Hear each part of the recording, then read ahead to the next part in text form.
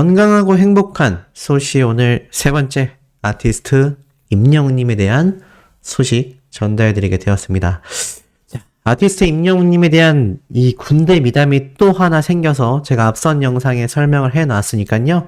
혹시 못 보신 분들은 그 영상 시청해 보시길 추천드리면서 자, 아티스트 임영웅님의 엄청난 쾌거가 오늘 올라왔습니다. 바로 멜론 차트겠죠? 자, 멜론 차트 소시가 꾸준히 전달해드리겠다라고 했는데 그 약속을 잘 못 지키고 있어서 너무 죄송하다라는 말씀 드리면서 시간이 많이 늦었지만 그래도 정말 임영웅님이 각 분야에서 최고의 탑급 스타다라는 핵심적인 자료와 근거와 증언들까지 쏟아지고 있는 이 내용을 제가 하나씩 말씀드려보도록 하겠습니다.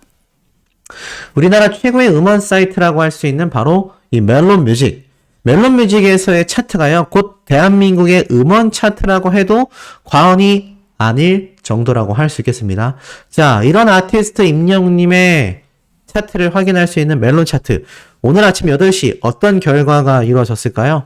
아시다시피 이 멜론 차트라는 것은 결국엔 대한민국 최고의 가수들의 음원 순위를 앞다툰다라고 해도 과언이 아닙니다. 뭐 한간에서는 팬들만의 리그다 이런 말도 있는데 뭐 그렇다 하더라도 팬들이 만들어내는 이 순위가 결코 무시할 수 없습니다. 자, 거두절미하고 바로 한번 알아보겠는데요. 오늘 4월 30일 아침 8시 멜론 탑100 순위입니다. 자, 같이 한번 볼까요?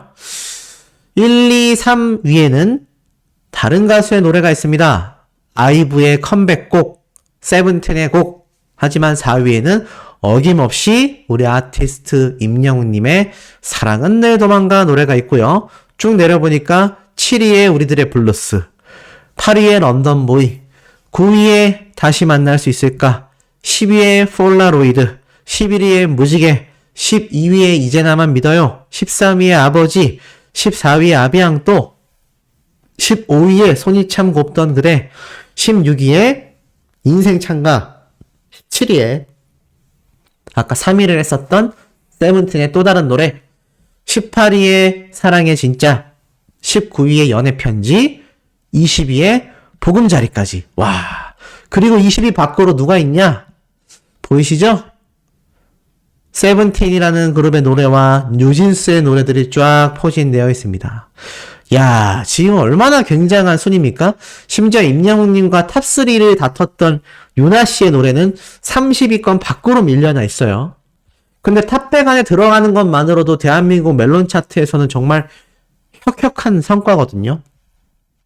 대다수는 30위권은커녕 100위권 안에도 못 들어오는 경우가 허다하고요.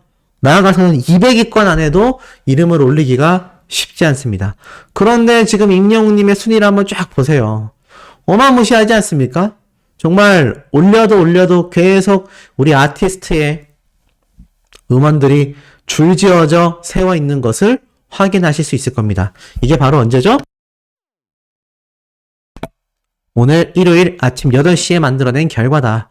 이걸 보고 매번 안티들이나 다른 아이돌 팬덤의 몇몇 잘못된 소수의 인원들이 이것을 보고 비판을 합니다. 아, 저렇게 주말마다 줄 세우기 하는 거 보기 싫다. 근데 굉장히 단순한 이치 아니겠습니까?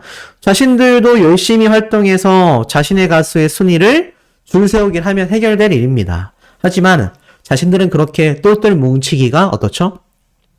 어렵거든요. 쉽지 않거든요. 그러다 보니 저런 불만 아닌 불만들이 어떻습니까? 계속해서 쏟아져 나오고 있지 않나? 어찌 보면 참 안타까운 모습이라고 할 수 있겠죠. 하지만 영웅시대 분들은 달라도 너무나 남다릅니다. 똘똘 뭉쳐서요, 아티스트 임영웅이라는 가수의 이 엄청난 성과를 직접 만들어내는 것이 바로 영웅시대 분들의 파워라고 저는 정확하게 말씀드릴 수 있습니다. 그렇기 때문에 지금 이런 엄청난 기록들이 세워지고 있는 거예요. 이거 이렇게 순위 들어가기 쉽지 않지 않습니까? 근데 이런 팬 활동을 단순히 여기에서 끝내느냐? 결코 그렇지 않습니다. 자, 보니까 또 뭐가 있죠? 맞습니다. 바로 4월 스타 브랜드 평판 1위, 2위가 방탄소년단, 이 엄청난 한 줄 타이틀이요, JTBC 언론사에서 쏟아졌습니다. 한 줄에서 느껴지는 저 모습만으로도 너무 막강하고 대단하지 않습니까? 방탄소년단을 이겼어요. 이 방탄소년단에게 순위에서 승리한다라는 건요, 우리나라에서는 정말 이뤄내기 어려운, 굉장히 어려운 기록이라고 보셔도 제가 볼 때는 과언이 아닙니다. 근데 이런 기록을 우리 영웅시대 분들이 아무렇지도 않게 만들어내고 있다는 거예요. 밖에서 볼 때는 아무렇지 않겠지만 실질적으로는 굉장히 어려운 대기록이라는 겁니다. 일요일 아침이면 이렇게 영웅시대 분들의 엄청난 기록 경신이 이루어지고 있으니 이게 얼마나 대단합니까? 자, 한번 쭉 살펴보도록 하겠습니다. 이 스타 브랜드 평판 도표가 나와 있을 텐데요. 자, 여기 보면은 트로트 브랜드 평판이 아닙니다. 요거 가끔 헷갈리시는 분들이 있는데 트로트 브랜드 평판이 아니에요. 전체 가수, 전체 스타 브랜드 평판입니다. 여기에는 가수만 있는 게 아니라 배우, 예능인들까지 모조리 포함되어 있는 수치입니다. 자, 한번 좀 더 크게 해서 2월과 3월부터 나눠서 보겠습니다. 자, 2월과 3월의 순위를 보면 어떻습니까? 뉴진스와 방탄소년단이 1위와 2위를 차지하고 있어요. 하지만 그 밑에는 임영웅님이 굳건히 자리하고 있고 1위와의 격차가 크게 나지 않습니다. 근데 잘 보면요, 2월하고 3월에는요 굉장히 큰 차이가 있어요. 2월달, 3월달 임영웅님은 계속하여 650만에 육박하는 브랜드 평판 지수로 2위를 차지했거든요. 근데 이게 너무나 놀랍게도 2월달에 1위를 했던 뉴진스는요 3월달, 바로 그 다음 달이 돼서 4위로 떨어졌고요. 3위를 했었던 이 방탄소년단은요, 그 다음 달 3월에 1위로 올라섰습니다.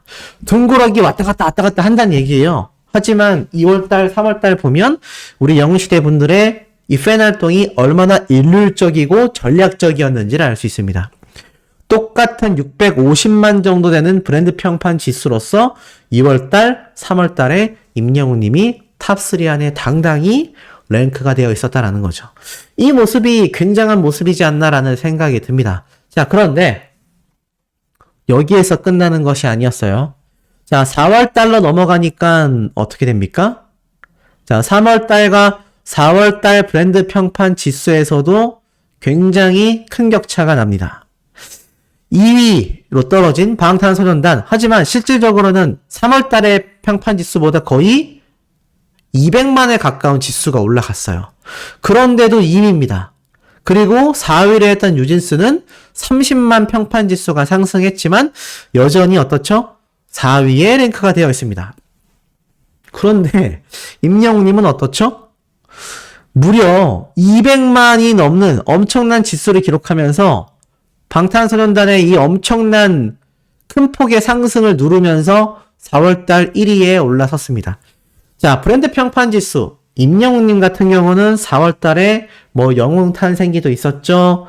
뭐 그 이전에 있었던 임영웅님의 다양한 I'm Hero The Final 영화, 또 임영웅님의 이런 2집 앨범에 대한 기대치, 많은 것들이 맞물리면서 활동 지수가 올라갔다라고 하지만 방탄소년단의 경우는요, 군입대를 한 멤버들의 이야기로 평판 지수가 높을 수밖에 없었습니다.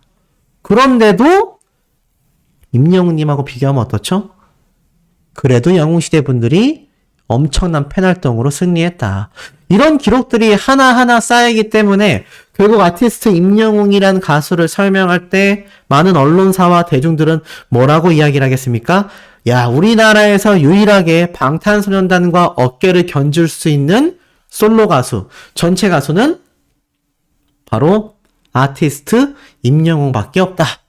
이런 이야기가 굉장히 당연하게 쏟아지고 있다는 겁니다.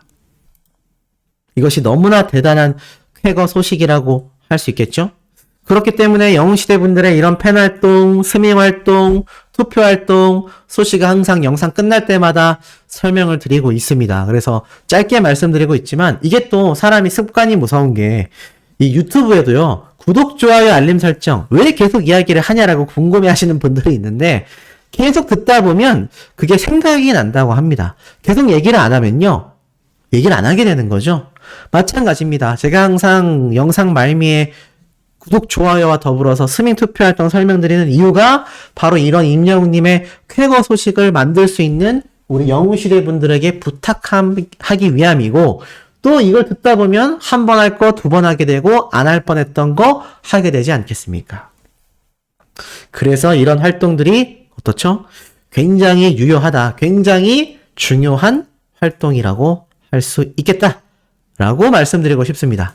자, 그리고 이와 더불어서 임영웅님의 쾌거 소식, 우리들만이 생각하는 게 아니라 전문가들이 볼 때도요, 굉장히 남다르다라는 것을 제가 알 수 있었습니다. 자, 한 언론사에서 직접 취재를 했어요. 뉴스원 연예 채널이라는 곳에서 임영웅은 나훈아급의 존재감이다, 전문가가 본 임영웅 신드롬이라고 되어 있어요. 자, 이분이 누구냐? 바로 권노해만이라는 가수이자 작곡가 분이에요. 동국대학교 미술학과 학사를 지냈고 현재 엔터테인먼트 대표님이기도 하죠. 근데 이분이 예전부터 임영웅님에 대한 극찬 이야기를 많이 해왔습니다. 근데 언론사에서도 이렇게 직접 인터뷰를 하게 된 거죠. 그 내용을 한번 살펴볼게요. 뭐라고 이야기를 하냐? 가수 겸 작곡가로 활동하고 있는 권노해만이라고 자신을 소개하면서요, 이 아티스트 임영웅님의 이 매력이 도대체 무엇이냐? 라는 언론사의 질문을 받자 이렇게 말을 합니다. 영웅군은 일단 용모에서부터 굉장히 호감이 가는 상이다 라고 설명을 합니다. 하는 행동이나 말, 또 눈빛에서 그것이 보인다 라고 이야기를 해요. 그러면서 임영웅님의 외모까지 칭찬을 하죠. 바른 태도에서 바른 소리가 나오고 있는 것 같은 느낌을 준다. 말할 때도 발음이나 딕션, 이 발음이라고 하는 이것을 굉장히 잘 전달하는 전달력이 뛰어나며 소리에도 막힐 데가 없고 굉장히 깔끔한 톤의 소리가 입을 통해 쏟아져 나온다. 막힌 데가 없다라는 것은 음정에 있어서 방해될 요소가 없다라고 말을 합니다. 그래서 이 음정도 굉장히 정확하다라고 말을 해요. 보통 가수들이 음이탈 난다고 하죠. 뭐 속어로는 삑사리라고 말을 하는데 그런 경우가 임영웅님은 거의 없다는 얘기예요. 그러면서 이분이 뭐라고 말을 하냐? 노래 잘하는 가수는 많다. 하지만 그 중에서도 임영웅의 강점이 무엇이냐라는 질문을 받습니다. 그러자 이분이 이렇게 말을 해요. 절제미학이라고 생각한다. 영웅군의 노래는 세세하게 알고 들었을 때 좀 더 그 안에 숨어있는, 살아있는 그 미세한 작은 숨소리와 호흡 하나하나까지도 정교한 것이 존재한다라고 말을 합니다. 그러면서 알고 들을수록, 빠져서 그 노래를 들을수록 더욱더 깊이 임영웅님의 노래에 빠져든다. 근데 이 절제된 창법에는 단점이 있다라고 설명을 해요. 우리가 알고 자세히 봤을 때는 참 좋은데 이게 그냥 밖에서 큰 관심 없이 잘 알려져 있지 않는 상태에서 사람들이 관심을 갖기에는 덜할 수밖에 없다. 이 지나가는 목소리로 들었을 때는 귀에 잘 들리지 않을 수 있기 때문에 자세히 듣지 않게 되고 저 사람 누구야? 처음 보는 사람인데 좀 잘 부르네 하고 그냥 이렇게 지나가듯이 노래를 들었을 때는 노래가 조금 심심할 수 있다. 그리고 좀 힘없게 부르는 것처럼 들릴 수 있다라고 이렇게 좀 이야기할 수도 있다라고 말을 합니다. 하지만 임영웅님의 경우는 오버하면서 노래를 부르는 것도 아니고 클라이막스, 열창하는 부분에서 굉장히 소리를 막 지르고 이런 스타일이 아니다라고 꼬집어서 말을 합니다. 그러면서 담담하고 무덤덤하게 노래를 부른다라고 말을 해요. 말 그대로 얘기하듯이, 말하듯이. 그러면서 어떤 소리를 띄워야 할 때는 동공을 활짝 열면서 목소리를 좀 개방하는 걸 말하는 것 같아요. 치아도 살짝 들면서 코도 살짝 개방하면서 얘기하듯이 노래를 부른다. 그러니까 이게 굉장히 편안하게 다가오고 얘기하듯이 들리고 고음에서도 무리하지 않고 편안하게 노래가 들리고 목소리의 음도 편안하게 올라가면서 저음까지도 아주 안정적으로 편안하게 떨어진다고 합니다. 결국 알고 듣게 되면 너무나 아름답고 감명적인 노래라고 이야기를 해요. 아주 잘 다듬어 놓은 클래식 음악처럼 아주 격조 있고 아주 우아하다라고 말을 합니다. 장르가 임영웅이다라는 말에 대해서는 좋게 말하면 그렇게 말할 수 있고 안 좋게 말하면 도대체 어떤 장르인지 모른다라고도 할 수 있다고 합니다. 우리가 어떤 장르의 경계를 허물게 되고 장르를 융합하는 그런 아티스트들을 보면 그런 말들을 하게 된다라고 해요. 부정적으로 보는 사람들은 무슨 저게 트로트 가수냐? 그렇다고 저게 무슨 일반 가요냐? 그렇다고 아이돌도 아니다. 이런 식으로 정체불명이다라는 식으로 비판한다라는 얘기죠. 안 좋아하는 사람들 입장에서는 트로트를 할 거면 트로트를 했으면 좋겠다. 아니면 왜 장르를 오고 가냐? 뭐 이런 식으로 생각하는 사람들도 있다고 합니다. 싫어하는 사람들 입장에선 그럴지 모르지만 임영웅님을 응원하고 좋아하는 사람들 입장에서 보자면 그야말로 속 시원하다라고 말을 해요. 어떤 건 소외받고 비주류 장르가 되고 그러한 것들을 쫙 통합해서 골고루 듣게 만들어주고 또 사랑받게 만들어주기 때문에 트로트에 관심이 없었던 사람들도 트로트 장르에 관심을 갖게 만들어주고 환영할 일이다. 임영웅의 장르다. 이 친구는 발라드도 아니고 트로트도 아니고 아이돌도 아니고 락도 아니고 이 모든 것들을 하나로 융합해서 임영웅이라는 장르를 만들어냈다라고 설명을 하십니다. 임영웅은 한국 트로트계에 새 계보를 만든 가수다라고 평가받는 이유에 대해서 질문을 하자 한 분 한 분 다 이름을 말하자면 많다라고 합니다. 하지만 우리가 큰 틀에서 국민들은 딱 이름만 대면 아시는 분들을 거론한다라고 했을 때 나훈아님, 남진님 이렇게 딱 이야기를 한다. 물론 그 사이에는 현철님, 태진아님 하지만 크게 분류를 한다라고 했을 때는 딱 두 분이 떠오른다라고 말을 해요. 그래서 이렇게 나훈아님, 남진님을 딱 두고 봤을 때는 젊은 세대의 대표 아이콘을 놓고 본다고 했을 때 박현민 씨 정도를 꼽는다라고 말을 합니다. 핫한 K-팝 느낌의 이런 트로트라면은 박현민 씨가 그 자리를 이어왔었지 않나라고 이야기를 합니다. 근데 그 이후의 계보를 보면 존재하지 않았지 않나라고 말을 합니다. 나훈아님 정도의 역사의 방점을 찍는 트로트 가수가 사실 과연 언제 나올 것이냐라는 것을 놓고 봤을 때는 그게 지금의 임영웅이다라고 말을 합니다. 임영웅 창법의 비결에 대해서도 질문을 하자 영웅군은 성악 발성하는 분들이 이때까지 연말을 해왔던 것처럼 공간을 전부 다 개방해서 목소리를 열어놨다라고 합니다.